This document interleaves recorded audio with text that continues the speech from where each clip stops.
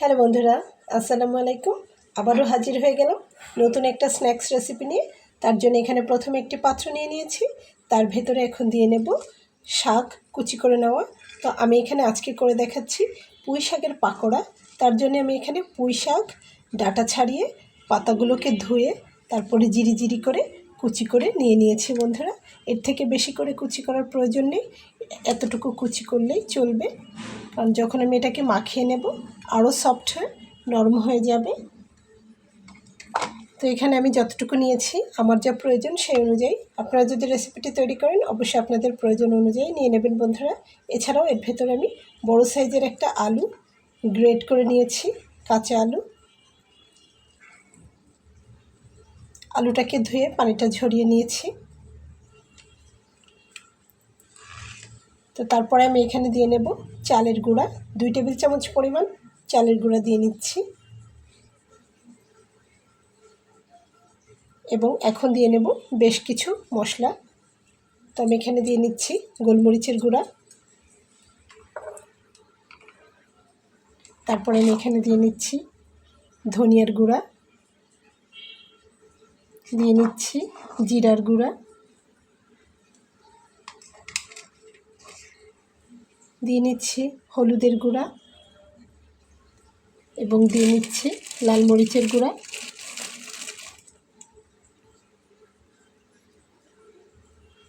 এছাড়াও বন্ধুরা এখানে আমি দিয়ে নেব বেশ কিছুটা পেঁয়াজ কুচি করে নেওয়া।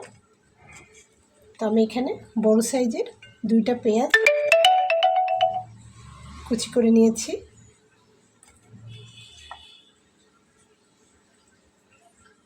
তো তারপরে আমি এখানে দিয়ে নেব আদা কুচি করে নেওয়া।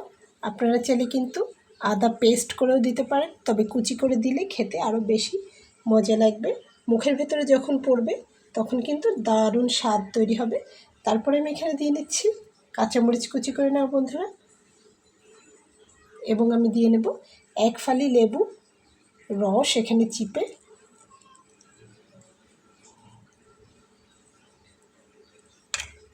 এবং দিয়ে নেব পরিমাণ মতো লবণ।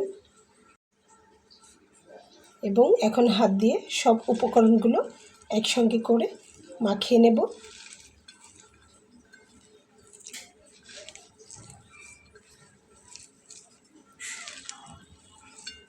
লেবুর রসটা দিলে কিন্তু এই নাস্তা রেসিপিটি ভীষণ মজার হয় খেতে।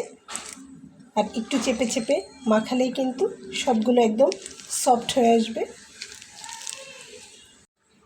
তো খুব সুন্দর করে কিন্তু আমি মাখিয়ে নিয়েছি একদম চেপে চেপে।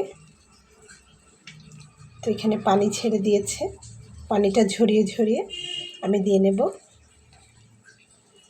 তো বন্ধুরা আপনারা চাইলে হাত দিয়ে কিন্তু নানা রকম শেপ করেও দিতে পারেন, তবে আমি চামচ দিয়ে একটু রাউন্ড শেপ করেই দিয়ে নেব। তো মাখানোটা কিন্তু ঠিক এরকম হবে। আশা করি বুঝতে পেরেছেন। তো আমি তেল গরম করতে দিয়েছি, তেলটা গরম হয়ে গেলে দিয়ে নেব এবং চুলার আঁচটাকে মিডিয়াম ফ্লেমে করে রাখবো। তেলটা গরম হয়ে গেলে আস্তে আস্তে করে ভেজে নিতে হবে।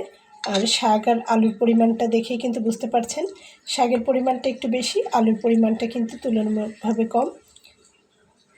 তো আমি এখন দিয়ে নিচ্ছি।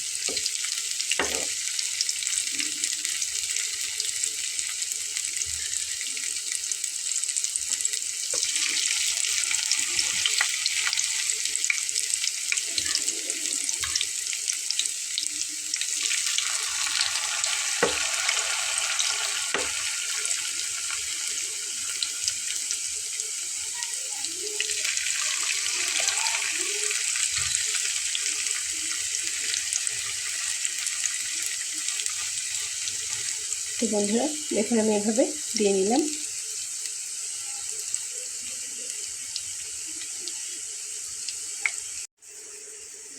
তো দেখুন আমি এখন এগুলোকে একটা কাঁটা চামচের সাহায্যে উল্টে দেব।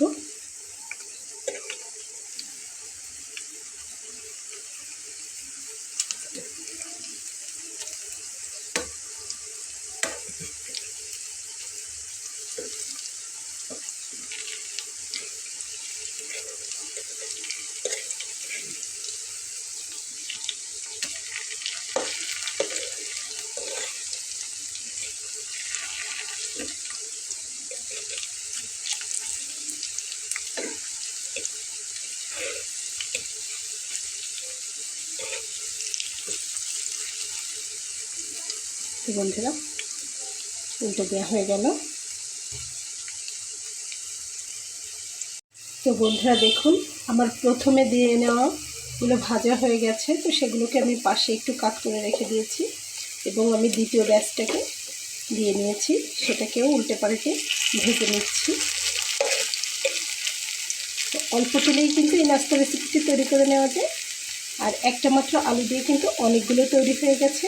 আর আমি 1 মুঠো পরিমাণ শাক ব্যবহার করছি এখানে, তাতে করে কিন্তু অনেকগুলো স্ন্যাক্স তৈরি হয়ে গেছে।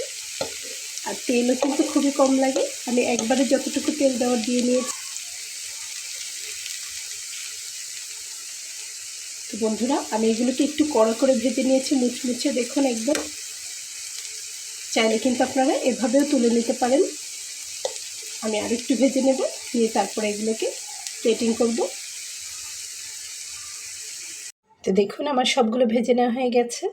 তো বন্ধুরা আপনারা চাইলে টমেটো সসের সঙ্গে অথবা কাঁচামরিচ, পেঁয়াজ, লেবুর রস দিয়েও পরিবেশন করতে পারেন।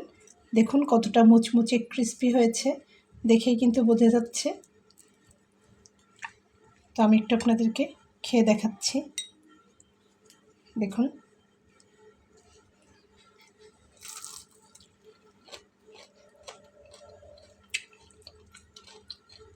খেতে দারুণ মজার। আশা করছি রেসিপিটা আপনাদের ভালো লেগেছে। বাসায় অবশ্যই তৈরি করে খাবেন। তো বন্ধুরা আজকের মতো বিদায় নিয়ে চলে যাচ্ছি। আল্লাহ হাফেজ।